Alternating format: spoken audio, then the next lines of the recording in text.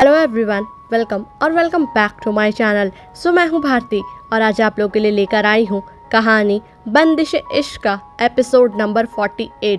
तो चलिए ज़्यादा बातें ना करते हुए हम कहानी के अगले भाग की तरफ बढ़ते हैं। अन्वीक्षा 100 की स्पीड से इस वक्त सड़क पर अपनी गाड़ी दौड़ा रही थी। जिंदगी में शायद ये पहली बार था जब उसके मन में इतना आक्रोश, इतना गुस्सा और इतनी बेसब्री और आंखों में नमी थी। उसके कानों में अभी तक मुकुंद का दर्द भरा रोना गूंज रहा था और मृगांका, उसने तो अपने दर्द का जिक्र तक नहीं किया। खैर, वो उस हालत में थी ही कहाँ कि अपने दर्द का जिक्र कर सके। अन्वीक्षा इन सब का गुनहगार खुद को मान रही थी। वही तो थी जो मृगांका को वहाँ लेकर गई थी। ना वो मृगांका को वहाँ लेकर जाती और ना ही ऐसा घिनौना कार्य उसके साथ होता। मृगांका की व्यथा का वो अंदाज़ा भी नहीं लगा सकती थी और अब उसे खुद से घिन आ रही थी, क्योंकि वो उस परिवार का हिस्सा बनने जा रही थी जिसका मुखिया एक हैवान को भी हैवानियत के मुकाबले में हरा दे। ये सोचते सोचते अन्वीक्षा ने गाड़ी होटल के गेट के आगे लाकर खड़ी कर दी। जिस चकाचौंध से उसे बहुत प्यार था, आज वही चकाचौंध उसे बिल्कुल नहीं भा रही थी। और भाती भी कैसे? इस चकाचौंध के पीछे हो रहे घिनौने कामों की सच्चाई आज उसके सामने जो आ गई थी। फिर राहुल ने उस रात एक बार दी को पैसों के लिए कॉल किया था, क्योंकि उसके पास इतने पैसे नहीं थे कि वो हॉस्पिटल वालों को दे सके, और दी ने उसके अकाउंट में पैसे ट्रांसफ़र किए भी। पर फिर उसके बाद दी ने कभी कॉल नहीं उठाया। मुकुंद वापस वर्तमान में आता हुआ बोला। ये सुन वैभव जी किसी अनहोनी होने की आशंका से घिरे हुए बोले। कभी फ़ोन नहीं उठाया मतलब? इस पर मुकुंद बोला, मैं और मृगांका दी लगभग 1 हफ्ते तक हॉस्पिटल में रहे, पर अन्वीक्षा दी का वहाँ कोई नामो निशान नहीं था। जब हमें डिस्चार्ज मिला तो हमने उन्हें ढूंढने की बहुत कोशिश की, पर ऐसा लग रहा था मानो जैसे दी की दुनिया से पूरी शख्सियत ही मिट गई हो।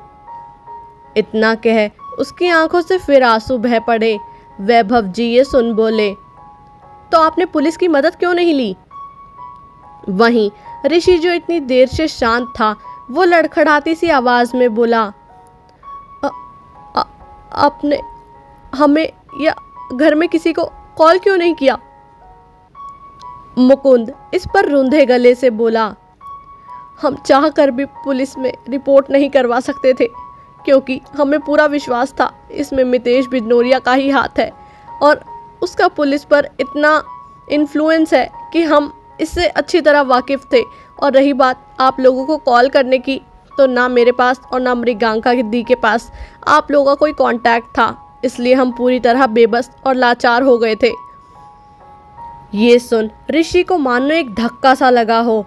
उसे तो भनक भी नहीं थी अपनी लाडली बहन के साथ ऐसा कुछ होने की। मुकुंद ने आगे कहना जारी रखा, फिर एक दिन हमेशा की तरह ही मृगांका दी सुबह सुबह अन्वीक्षा दी के फ्लैट में उनको वहाँ होने की आस से लेकर वहाँ गई, और आज उनकी ये आस पूरी भी हो गई। पर वहाँ अन्वीक्षा दी तो थी, पर वो पहले वाली नहीं। इतनी चुप चुप सी, शांत शांत सी, ऐसी तो वो कभी नहीं थी। कोई भी उनके पास जाता तो उन्हें पैनिक अटैक आने लग जाते थे। इसके आगे वो कुछ कहता उससे पहले ही उसकी सिसकियां बंद गई, और उसकी सिसकियों ने ऋषि और हृदयान दोनों के मन में डर को और ज़्यादा बढ़ा दिया, जिसकी उन्होंने कल्पना तक नहीं की थी। आज उसी चीज़ का वर्णन मुकुंद उनके सामने करने जा रहा था।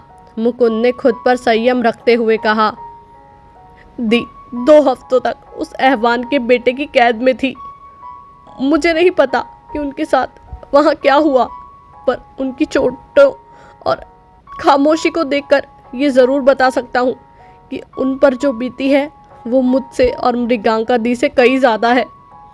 उस वाक़ये के बाद मैंने फिर कभी दी को उस तरह खिलखिलाते हुए नहीं देखा जैसे वो पहले खिलखिलाया करती थी, और ना अब मृगांका दी पहले की तरह रही हैं। उन दोनों बाप बेटों ने मेरी दोनों बहनों की मानो हस्ती को ही उजाड़ कर रख दिया। मैं तो इन सब का गुनहगार खुद को मानता था, मरने जा रहा था, पर उन दोनों ने मुझे वो भी नहीं करने दिया। अन्वीक्षा दी ने मुझे पैसे दिए और कहा कि मैं दूसरे शहर चला जाऊं ताकि मुझे उस हैवान से कुछ खतरा ना हो, और मैं कायरों की तरह भाग भी गया। मैं कैसे ऐसा कर सकता था, पर मैंने किया। पता नहीं क्यों, पर मैं अपनी दोनों बहनों को उस दलदल में छोड़कर भाग गया। इतना कह वो जोर जोर से सिसकियां लेते हुए रोने लगा। वैभव जी उसको गले लगाकर उसकी पीठ पर हाथ फेरते हुए बोले, आप भागे नहीं थे बेटा, आपने तो वही किया जो उस वक्त आपके लिए ठीक था। आप खुद को किसी का गुनहगार मत समझिए। गुनहगार सिर्फ वही होता है जिसने गुनाह किया है, और उस गुनहगार को सज़ा भी मिलेगी, और ऐसी सज़ा मिलेगी जैसी उसने कभी सपने में भी नहीं सोची होगी। तो आप खुद को दोषी मानना बंद कीजिए। आप भी विक्टिम हैं और आपको हक है खुद को किसी भी अनहोनी से बचाने का। मुकुंद ने ये सुन सामने खड़े हृदयान की तरफ देखा, जो शायद उस वक्त अपने होश में नहीं था। उसने उसकी लाल आंखों में देखते हुए कहा, आप जानते नहीं हैं मुझे कितना सुकून मिला है ये जानकर कि दी की शादी उस हैवान से नहीं हुई। मैं तो अपनी बहनों को नहीं बचा पाया, पर मुझे आप दोनों पर पूरा भरोसा है कि आप अपनी बहनों का बदला उस बिजनौरिया से ज़रूर लेंगे। ये सुनते ही मानो ऋषि और हृदयान का दिल और ज़्यादा बैठ सा गया। वो दोनों ही तेज़ कदमों से बाहर की तरफ निकल गए।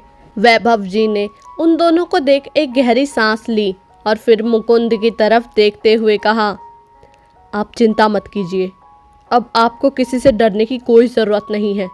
बिजनौरिया को उसके किए का फल ज़रूर मिलेगा। मुकुंद ने ये सुन अपना सिर हाँ में हिला दिया। फिर उन्होंने अपने गार्ड को मुकुंद को उसके घर सही सलामत छोड़ने को कहा और अपनी गाड़ी लेकर वो अपने मेंशन की ओर मुड़ गए। पूरे रास्ते उनके दिलो दिमाग में एक जंग सी छिड़ी रही। आगे इस कहानी में क्या होगा जानने के लिए सुनते रहिए कहानी बंदिश इश्क मेरे यानी भारती के साथ। उम्मीद करती हूँ आप लोग को ये एपिसोड जो है वो पसंद आया होगा। अगर आप लोग को ये एपिसोड पसंद आया तो वीडियो को लाइक करना, चैनल को सब्सक्राइब करना बिल्कुल भी ना भूलिएगा। बाकी जब तक नेक्स्ट एपिसोड आता है तब तक के लिए बाय एंड टेक केयर।